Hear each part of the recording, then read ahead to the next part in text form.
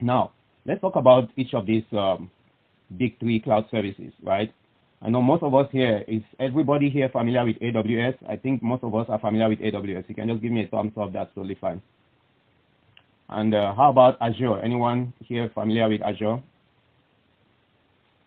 Some people call it Azure, some Azure, and so on and so forth, and Google Cloud Platform. Now, let's talk about a little bit, which one should we start with? Which one is more powerful? Which one is the best choice to go with, right? Because that's a question I hear every now and then. So, again, knowing which one to start will save you a lot. You don't want to start with the wrong one and then you go down the road 6 months, 1 year later, oops, I should have started with the other one.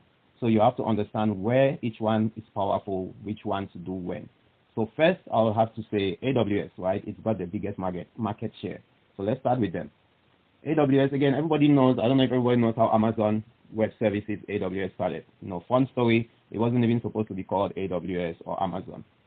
Jeff Bezos has a whole wonderful story. If you want, you can check out with me later on. I can answer all those questions to you. But it all started with selling books, right? This guy used to work at New York, at the stock exchange market. When he learned about internet, just like how most of us today are learning about AI, he left his work.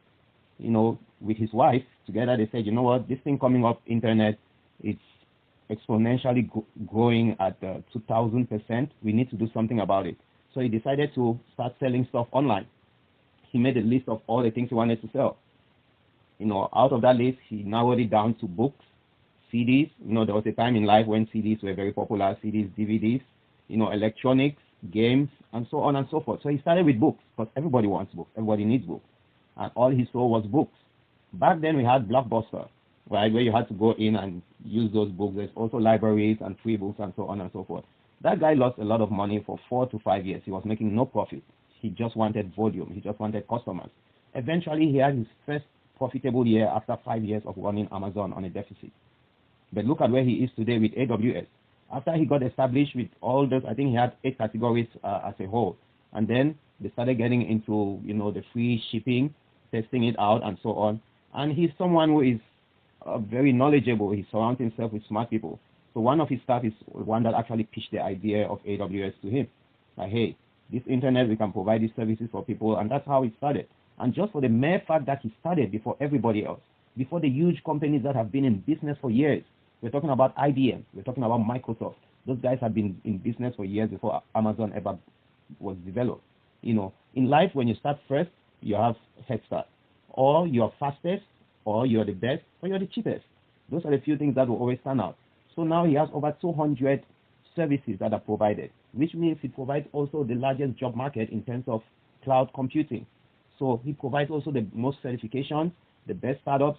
Anyone that got into cloud computing in that era, whether it's a startup or and so on, they probably are on AWS. So AWS is like the Swiss Army knife, right?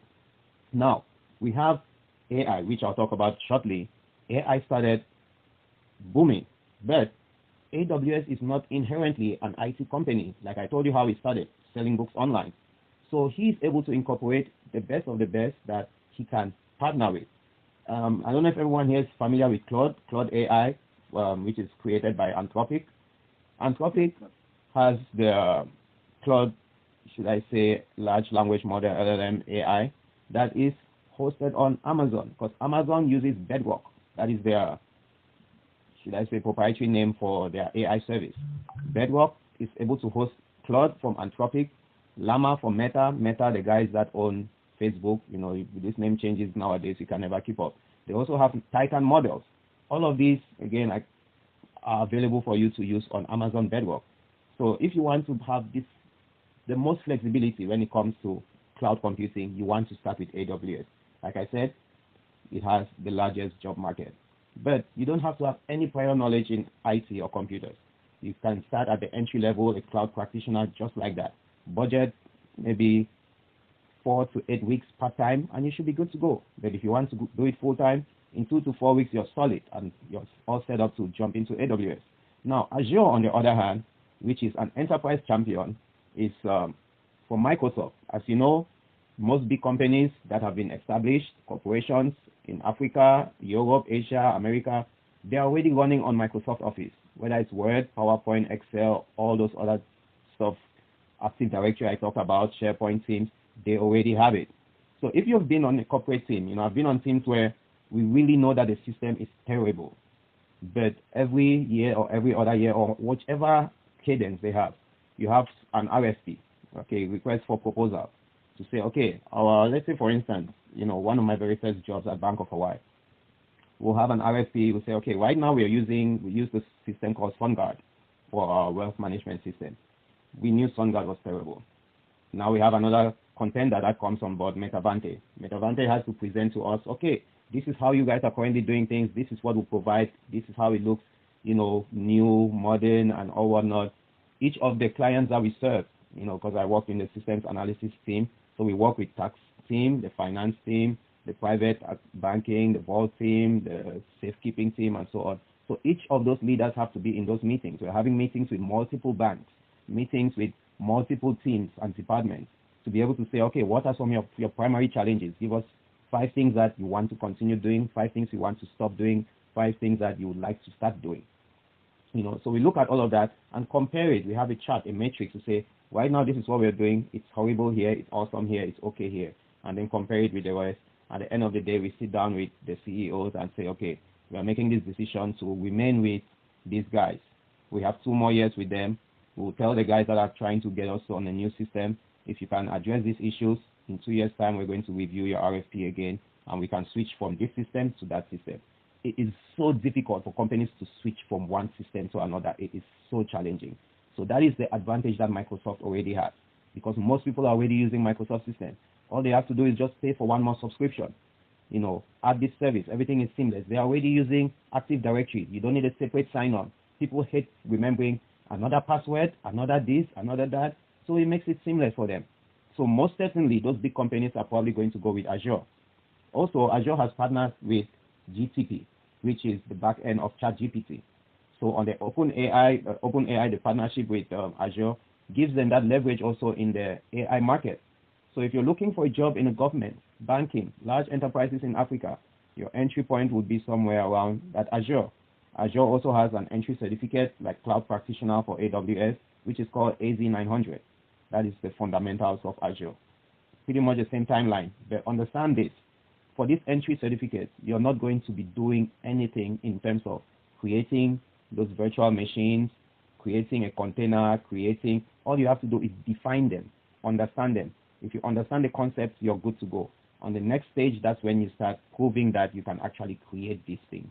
So get comfortable, start slowly, you're not going to have a baptism of fire. Now, let's talk about Google, right? Google is the AI and data powerhouse. We all know Google from search engines. That's how they started. They have troves of data. These guys have so much data, only God alone can compare with them. So, Google invented Kubernetes, like I mentioned earlier. They also have BigQuery. BigQuery is like an out-of-the-world data analytics tool, okay? So if you look at, how can I say it, the way data is saved and queried, SQL, normal queries, structured query language and NoSQL and so on. BigQuery, the way it does it is, so comparing the two, the way data is stored and accessed in other traditional ways, you have a parking lot, right? I don't know, those huge parking lots, say you're going to a concert.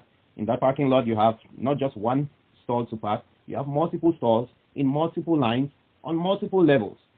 So when you come in there, as we are notorious, Africans, we are always late. You come in late, you're not going to find easy parking. You're going to drive round and round and round and probably go and park somewhere at the top. And then maybe it's a football match, you go and watch a match. After the match, I'm so sorry for you trying to find where you park your car. That is what happens when you try to query some databases. But with BigQuery, it's like coming to the gate, giving your key to a valet parker and say, hey, here's my key. The valet parker takes your key, takes your car, gives you a ticket number 120, and you go about your business. After you're done with the show or the football game or whatever was going on, a concert, you come back to the valet parker, here's ticket 120. Valet parker takes your 120, matches it with your key, goes and brings you your car. You don't need to remember where you park your car. All you have to do is just identify. And how does it do that? It gives the data that you're saving metadata. So it's just looking for that metadata, matches where the metadata is, it brings it back to you, boom, and you're good. So that's why it's splendidly fast and very good for data. Now, Google also created Gemini. That's their own version of an AI model. So with Vertex AI, which is on Google Cloud Platform, you can use Gemini models for AI and machine learning. Right now, compared to AWS and Azure, Google is the fastest growing platform. So if you want to go deep into AI engineering or data, this is the platform that you should focus on. Okay. Entry certification, again, very similar to the other two we talked about, Cloud Digital Leader, and you're good to go. So whichever one you choose, you should be good.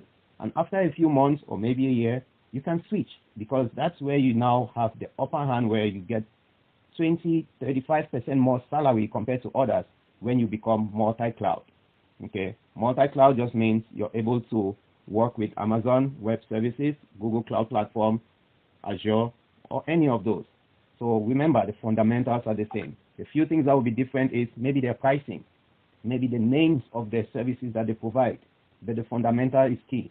Maybe the layout. One might have a blue button, another has a yellow button. The button might be on the left, the button might be in the middle, at the bottom, and they have different interfaces. You know, the way you code on the command line, the commands that you give might be different from the others. So those are the few things that you want to capture that are different from them. So once again, maximum job options, AWS first. If you're already in Microsoft organization, check out Azure. If you want to focus on machine learning, data carrier, AI, check out Google Cloud Platform. But like I said, maximum long-term value, start with one. When you start with one, you're comfortable with it, you've worked in it, you've created a few test environments and so on. Then you add a second. In a year, maybe 6 months if you're fast, or 18 months, that's totally fine. Because at the end of the day, multi-cloud professionals earn a little bit more. So before I move on, I need to call everyone's attention though.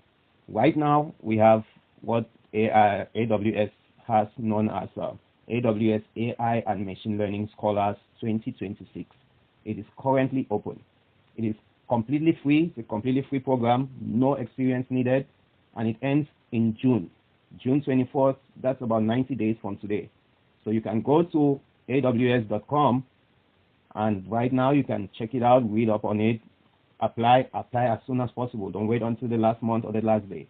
You have an opportunity. There are 30 of us or so on this call. If 20 people apply, we should probably get 2 to 5 of us selected. So there shouldn't be a problem with that. So you will not get selected if you do not apply. So I encourage you, take advantage of these free opportunities. If you don't get selected, that's still totally fine. There are many other opportunities, but there's no magic that you get selected if you do not apply. So again, on the link that I shared with all the resources at the very top, it's very prominent. There's a link out there. Read up on it, bookmark it, check it out, and take advantage of all these free skills out there. So what questions do we have so far on everything we've covered on the big three? I just wanted to say it's 2 p.m. for you. Yes. I think you reach 1 hour. The 1 hour mark. You need to be generous enough to grant us another 10-15 minutes. That's sure. That's fine. That's fine. I tend to get carried away and enjoy sharing all this free information. But the most important part we haven't even gotten to it yet: AI and machine learning. Right? We're just getting to it. So let's jump into that. I'll try to speed up things, but I don't want to go too fast. I don't want to get too technical. But I want to give you enough time to ask questions. So let me go through that quickly. So don't worry about the time limit. I'll make sure that I'll be flexible for that. As long as you are. Is everybody okay with everything so far? Okay. All right.